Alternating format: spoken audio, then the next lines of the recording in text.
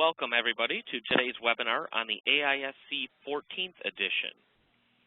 Now, for those of you who are not familiar with the 14th edition, it was released at the end of last year, and it is the latest AISC manual that incorporates the 360-2010 spec. Now, we have released new versions of RISA-3D and RISAFloor, versions 10 and 6 respectively, which do incorporate the new design per the 14th edition. For those of you who are current on your maintenance with RISA, you'll be automatically receiving these new versions within a few weeks. The new 14th edition steel manual is red, and so this supersedes the previous black book that was available.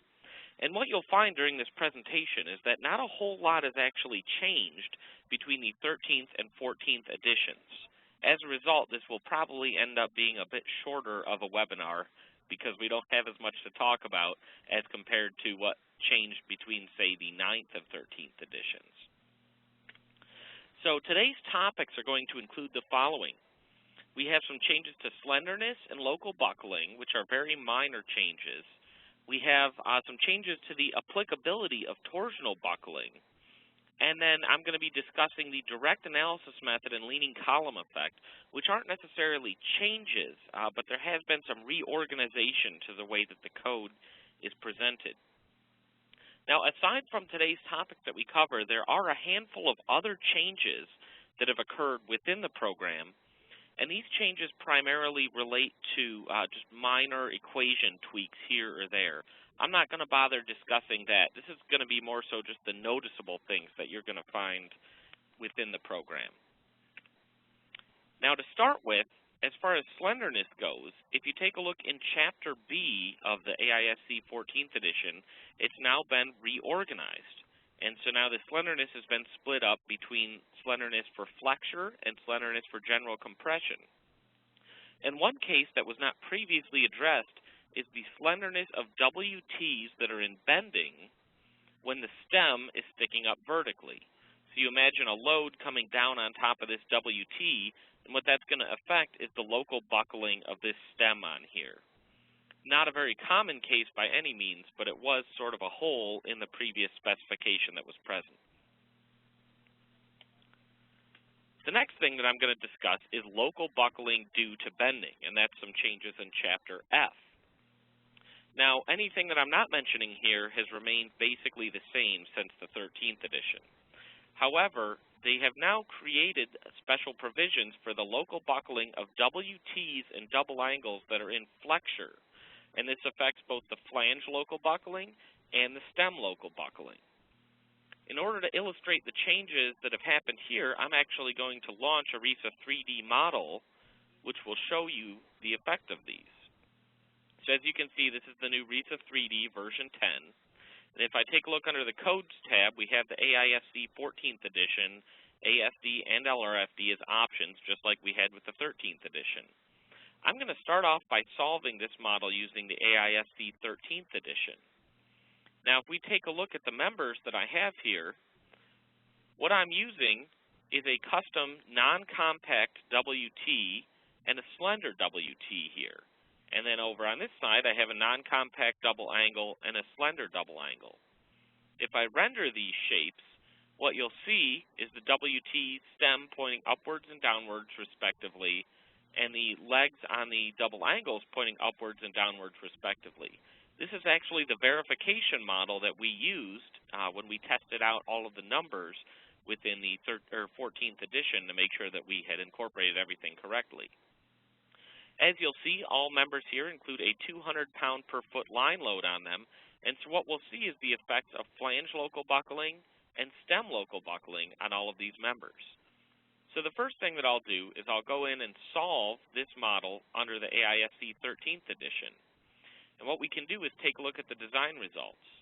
I'm going to show you a new feature that's just come out in the AISC, or in the version 10 of RISA-3D, and that is the ability to do a select all within your spreadsheets. So I'm in the design results spreadsheet, and here I can see that some of these members passed and some of them failed. We're going to want to compare how much difference there is in the UC, that's the unity check, the capacity, between the 13th and the 14th edition. Well, if I right-click in this spreadsheet or hit Control-A, I now have an option to select all. And now if I right-click and copy or hit Control-C, the program is going to ask me whether or not I want to include the column headers with this copy. I'm going to go ahead and say yes. And what I've done is I've launched Microsoft Excel, and as you probably know, you can copy and paste between the RISA spreadsheets and the Excel spreadsheets. And so in Excel, I can just paste that spreadsheet right in here, and note now that it's actually brought over the column headers as well. So this will allow me to see more clearly what the data that I've brought into Excel is.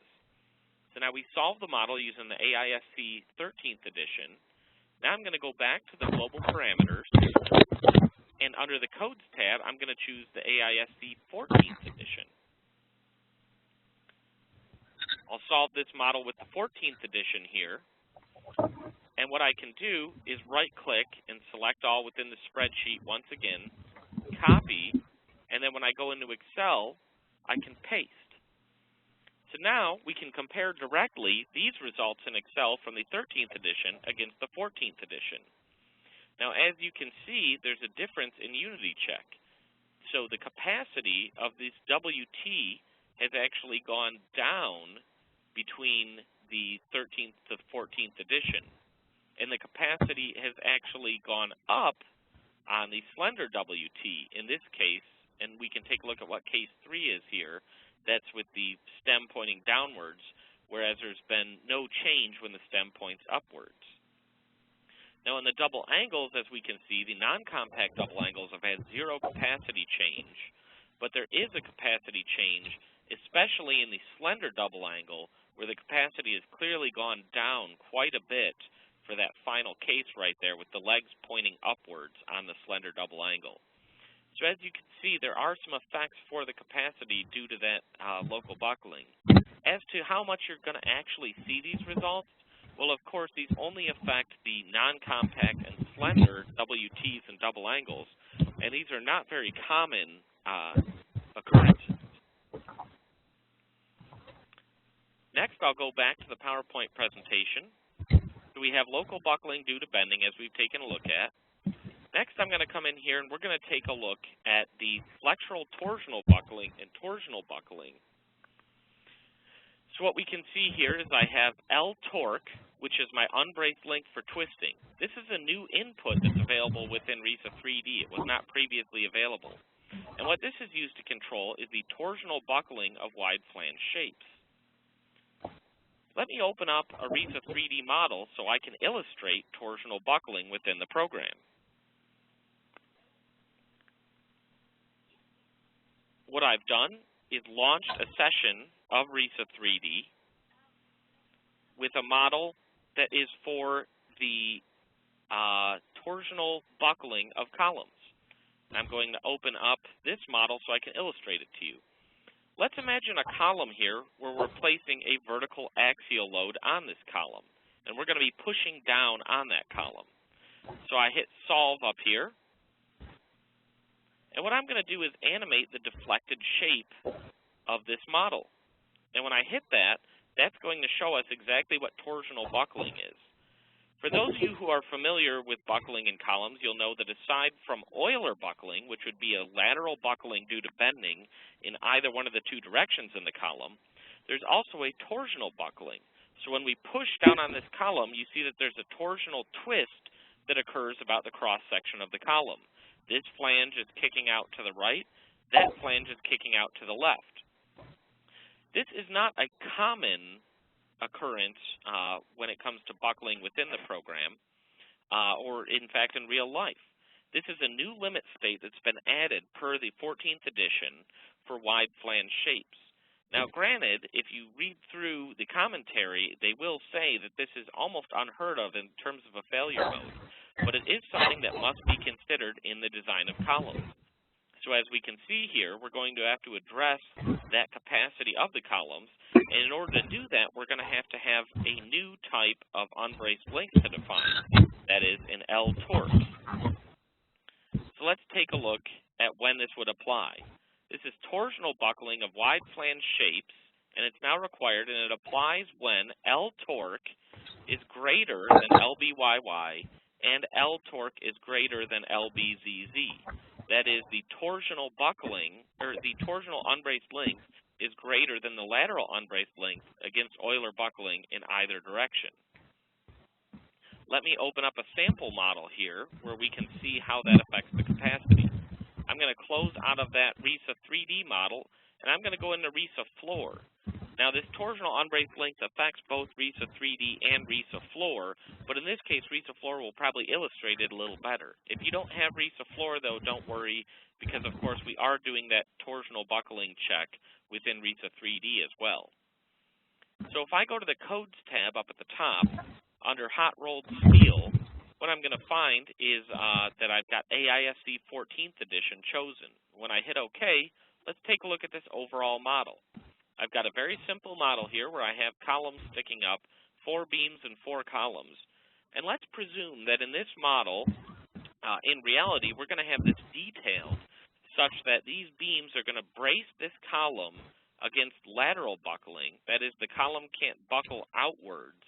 However, let's also say that where these beams frame in, they have a very basic shear connection onto this column, and so this column is free to twist torsionally at this point. Well, in this case, we've now satisfied the conditions by which we need to check torsional buckling on the column. I'm going to go to the data entry toolbar up here and go to the columns spreadsheet. And if I go to the steel parameters under the column spreadsheet, what you'll see is we have an LBYY and an LBZZ, which you're all familiar with. Those are the lateral buckling unbraced lengths. We have an L-comp top and an L-comp bottom. Those are the unbraced lengths for the flanges against lateral torsional buckling. And lastly, an L-torque, which is used for torsional and flexural torsional buckling. Now, RISAFloor is automatically going to brace every 12 feet, which is the floor-to-floor height in here, against lateral buckling. However, against torsional buckling, we're going to have a 24-foot unbraced length because we're going to say that this entire column all the way down is torsionally unbraced. So what I'll do is enter an L torque of 24 within this spreadsheet, and I need to make sure to set that at both floors so that we get the correct torsional unbraced length listed on here. Now, if I go up and I solve my model, what we'll see when we take a look at the capacity here of these columns is that my columns all have a code check of 0.413. Now let's get rid of that torsional unbraced length. Let's take that back down to 0, or to blank rather, and blank by default in RISAFloor will just set the torsional unbraced length as floor to floor. And when I solve this model now and finish solving, we're going to see rather than 0.413, it's 0.387. So the code check did actually increase when we considered that torsional unbraced length. So this is something you're going to have to set on your members now. By default, just like all the other unbraced lengths within the program, if you have it left as blank, it will take the full length of the member as that unbraced length. Next, I'll go back into the PowerPoint slides so we can take a look at the next change between the programs, and that is changes to the direct analysis method. In the previous version of the program, or in the previous version of the AISC manual, rather, there was an Appendix 7 to the AISC specification, and that laid out a new direct analysis method that was introduced in the specification back in 2005. If we take a look at the direct analysis method now, it's now been moved to Chapter C, which is designed for stability. The previous provisions that were part of Chapter C have now been moved to Appendix 7. So it's pretty much been flip-flopped in the code. It's the process of gradually phasing out the prior versions of or the prior methods of addressing stability, such as the B1, B2 factors, so on and so forth. If we take a look under the direct analysis method here, what we're going to find is that there are 3 requirements for the direct analysis method. There's a second order analysis method, which is the requirement that you address P delta, both P big delta and P little delta. There's a stiffness reduction, which must be addressed, and notional loads as well. Now let's talk about P delta for just a moment here. Let's imagine a scenario here where we have a cantilevered column, which is a W12 by 45, with a 200 kip gravity load applied as a point load, a 10 kip lateral load applied at the top, and we'll imagine that this column is 12 feet tall. I'm going to launch an example model here that illustrates that same column that we just looked at. Let me launch RISA-3D with this sample column here. And what we're going to be talking about is the fact that if we don't take a look at P delta, we're going to be ignoring a very real circumstance that's going to occur with this column. So let's see. Here's our W12 by 45 column with the point load, as I mentioned on here. And I'm just going to go ahead and solve this model, and we're going to take a look at the deflected shape of this column. And what's happened is there was a 200 kip point load and a 10 kip lateral load, and that caused a lateral deflection of the column. What we need to consider is the moment at the base of this column in this case. If we have a 12-foot tall column with a 10 kip lateral load, we would expect 120 kip feet of moment on that column. And that's true if I take a look at the results in the program. Here we have 120 kip feet of moment on there. However, that 200 kip vertical load has actually, in reality, moved with that column. It does not remain in this location. So if this 200 kip vertical load has now moved over to that location where the top of the column is, and it's being resisted down here at the base of the column, well, now we have an eccentricity between the point where the vertical load was applied and where it's being resisted. We can call that deflection delta, and we can call this load P, and so what we're talking about is the P delta effect. Now, what I would need to do in order to represent the fact that that load has moved over here and capture that additional moment is I have to take a look at the deflection at the top of this column. And if I come in here under joint deflections, and I copy this joint deflection value, what I'm going to do is I'm going to paste it into my spreadsheet here as the x coordinate. And I actually, rather than pasting it in the spreadsheet, I just double-clicked on the node to set that. So now we had a 0.91 inch initial deflection, and what I've done is I've leaned that column over 0.91 inches. Now when I solve the model again, let me just shut off the deflected shape here because it's actually greatly exaggerated. What we're going to see next is a deflection of 1.024 inches. And so I'm going to come in and I'm going to revise that deflection because, of course, the energy that's been placed in the column due to the offset of that P load and us now leaning it has resulted in a slightly longer lean on the column, or a slightly larger lean. So now I solve again. Now I've got a new deflection, 1.038 inches. So I'm just going to copy and paste that into the program here. And I'm just going to keep solving this model over and over again until we eventually converge upon a final solution. And so let's get another solution in here. And what we're going to end up with ultimately is a final convergence on here. So we start off with an initial shear and an initial moment of 120 kip feet. And I apologize, there was a bit of a discrepancy between the model that I had set up and saved originally and the one that's on the slideshow right now. But there was a 1.021 inch initial deflection. And if we follow as we move that column over and over again, what we're going to see is that initial deflection, as we keep checking it step by step and moving it, results in a final deflection of 1.19 inches. Now, of course, in reality, we don't have to do this constant incrementing within the program. What we can actually do is just turn on P delta within the program. So if I come up here under P delta up at the top, and let's just take a look at the column that we've got set up here, I can see the issue right now. This is supposed to be a W12 by 45, and I go ahead and solve this model with P delta turned on. I put a Y under P delta. Now we can see that it has actually converged upon this 1.19 inch final deflection on here.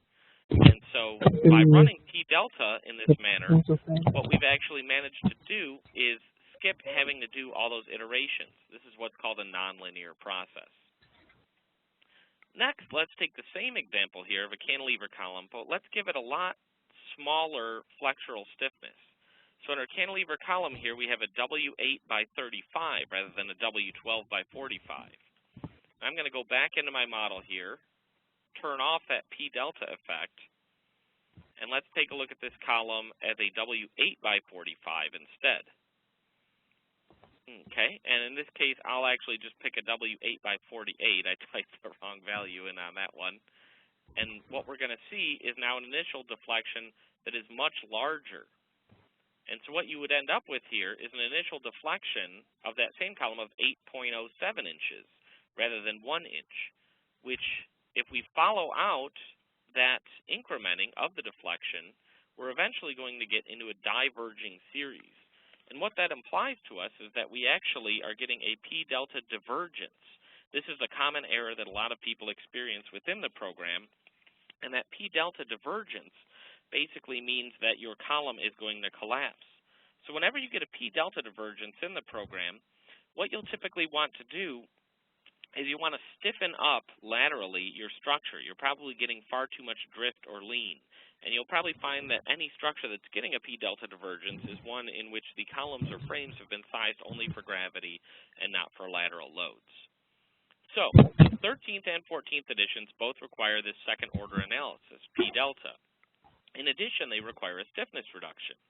If we take a look at the flexural and axial stiffness of the members which contribute laterally to the structure, what you'll see is that you're supposed to multiply the effective 0.8, the actual stiffness by 0.8 to get an effective stiffness. In other words, a roughly 20% stiffness reduction within the program. However, on flexural stiffness, there's an additional factor, tau sub b. And tau sub b is a function of Pu over Pn. That's your axial force over your axial capacity. So one of the issues that you're going to run into within the program is that in finite element analysis, which you're getting out of RISA-3D and RISAFloor, the stiffness the force in your member is a function of the stiffness of the member. But what we're seeing right here, according to the AISC, is that the stiffness of the member is a function of the force of the member. These are directly contradicting concepts. What this means is that we need to run an iterative process to find out the final stiffness reduction. If you take a look under RISA-3D in the global parameters and look under the codes tab, we have this adjust stiffness box available here. Under direct analysis method, you can choose yes, do an iterative stiffness reduction, yes, do a stiffness reduction where tau is taken as 1.0, or no. By setting tau at 1.0, that will effectively result in a 20% stiffness reduction across the board on all of your members, as opposed to getting the iterative solution. And of course, if you have a model that takes a long time to solve, adding these extra iterations in there will end up taking a while. Now, the code does mention that you're only supposed to apply this stiffness reduction to members which contribute to the lateral stability of your structure. In other words, reducing the flexural stiffness of a gravity member, such as a floor beam, would be over-conservative because we care about the vertical deflection of floor beams, but they're not contributing any to the lateral deflection of the structure. If I double-click on a member here and take a look under the Design tab, what you'll see is under Direct Analysis, I can choose whether it's a lateral or gravity member. In other words, do adjust the stiffness or don't adjust the stiffness for this particular member. By default, all members that you create are going to be created as lateral members. However, if you want to get rid of that over-conservatism for your gravity members, you can also always switch them over to be gravity members. So if we take care of the stiffness adjustment, what that's going to result in is an amplification of that P delta effect. So if we take a look without the stiffness reduction at the P delta on a given column, what you're going to see is, let's say there was the initial deflection of 1.021 inches in my test case. When we consider that stiffness reduction, now the column can lean a bit more because it's flexurally a bit flimsier. So now its initial deflection starts off at 1.26. You can see the final deflections with and without that stiffness reduction. And lastly, the final moments. So we can see that the design moment actually increases to some degree with that stiffness reduction because we're getting greater lean, which means an amplification of that P delta effect. We've addressed both of these points. Now we're going to take a look at notional loads. This is the third and final requirement of the direct analysis method that's in both 13th and 14th editions. Per the AISC Code of Standard Practice, when a column is erected, it can be erected out of plumb up to an amount h over 500. what the AISD has pointed out is that there is a minimum lateral load which should be applied to all structures, and that should be equal roughly to that H over 500. It's going to represent that effect. That's going to be represented as a lateral load called a notional load. And the value of that notional load would simply be equal to P divided by 500. In decimal form, that's represented as 0.002P. And so we must apply that to all of our structures as a minimum lateral load. Now, in most cases, according to the AISC, you don't need to apply this in addition to your lateral loads, but only as a minimum lateral load. And the program, RISA, has the ability to apply those loads automatically as well. If we take a look, I'm going to pull up this RISAFloor model as an example, but this is also valid for RISA-3D. If you have diaphragms in your model, in other words, you have a building-type model, when you solve the model, we can automatically generate loads for you. And if I use the director tool, I can over in the RISA-3D, and you can see here under wind load, the program can automatically generate the ASCE 710 wind loads and the ASCE 710 seismic loads. I'm going to hit OK here and come into the program, and what you'll see is that I've got diaphragms laid out on this structure here. And so with the diaphragms, the program can automatically figure out the notional loads as long as I set up a load combination for it to understand where the mass is coming from. Now, according to the AISC, our notional load needs to be that 1 over 500 for P, and P can be taken as a unit gravity load. So this is dead load with a factor of 1 and live load with a factor of 1. And I'm just going to call this the notional weight of my floor. If I go to Insert up at the top and select Notional Load, this is right below the wind and seismic loads, the program has this notional load generator, and so I can specify that I want it to take 0.002, in other words, 1 over 500 of that gravity load as my notional loads. And when I hit Calculate, it will automatically figure that out and apply those notional loads to my structure. So I can come right in here, and you'll see it's created 2 new basic load cases, which are the notional loads. As you can also see, these notional loads are very small for this structure. Typically, they're rather insignificant. Now, when you go to your load combination generator within the load combination spreadsheet, there's a checkbox down at the bottom where we can tell the program to generate my load combinations with notional loads as well. So this is going to satisfy those AISC requirements. I'll go back to the PowerPoint now. And what we'll see is if I click within here, under requirements, that if I've addressed these 3 items, second order analysis, stiffness reduction, and notional loads, that I can then take this convenient K equals 1.0. Because, of course, in previous versions, the K factor was a fudge factor to account for the second order effects and the leaning effects. So this is a stability issue. So let's take a look at an example using traditional design, where the moment equals 120 kip feet under traditional design. Under direct analysis, we have 148 kip feet of moment. I'd also like to point out right now, I think there may be a bit of a technical difficulty here. For those of you who are attending, if you can please mute your microphones. I think I'm getting somebody else coming through on this one. It would be greatly appreciated. Now, under traditional design, if we take 120 kip feet of moment and a K factor of 2.1, what we're going to end up with for a design is a W12 by 65. If we take a look at the new direct analysis requirement, where K equals 1.0, our design moment is now larger. It's 148 kip feet, but we can actually get away with a smaller shape now, this W12 by 50, because, of course, the old-fashioned K factors were very over-conservative. Now, if we take a look at the final requirement here, this is something that's been introduced new in the RISAFloor version 6, but it's actually been present all along in RISA-3D, and that is the consideration of the leaning column effect. Take a look at this example frame here, where I have 2 columns on the outside, which are cantilevered, and those have a lateral stiffness, and this middle column is set here as a pin-pin. And I have a gravity load on each one of these columns and a lateral load coming into those cantilevered columns. If we push laterally on the frame with that lateral load, what we're going to see is the fact that that 200 kip vertical load is going to be moved over relative to the support. And this comes back to exactly what we talked about previously with that P delta effect.